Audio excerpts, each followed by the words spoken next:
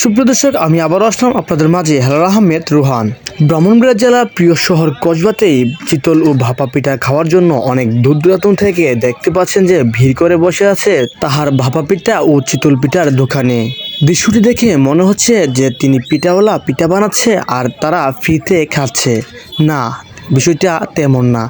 শুধু চিতল পিঠা 5 টাকার বিনিময়ে খেতে পারবেন, খেজুরের গুড়, নারকেল ও ভাপা পিঠা খেতে পারবেন 10 টাকার বিনিময়ে।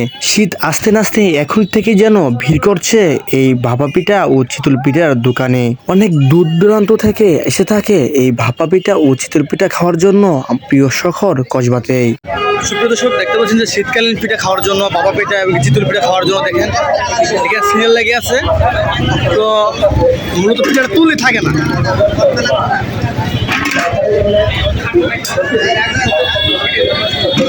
এটা আমাদের প্রিয় শহর কসবা। শীতকালীন পিঠা খাওয়ার জন্য সবাই ব্যস্ত। এখানে দেখতে পাচ্ছেন সবাই ব্যস্ত এখানে পিঠা খাওয়ার জন্য।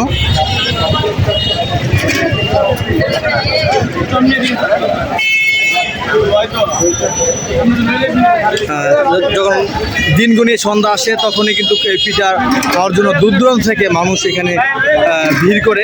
তারপর দেখতে পাচ্ছেন যে এখানে কিন্তু পিঠা নাই, এখানে পিঠা তুললে থাকে না, এই যে পিঠা তুলছে নাই।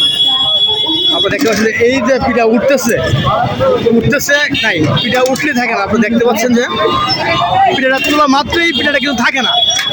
পিঠা খাওয়ার জন্য এখানে সিরিয়াল ধরে বসে আছে।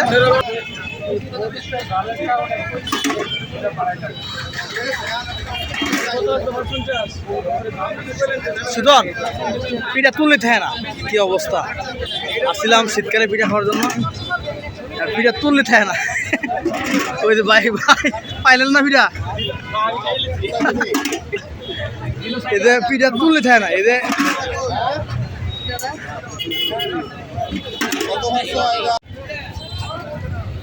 বাবা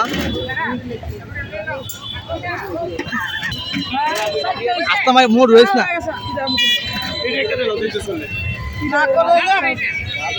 বটে বাকি নাকি।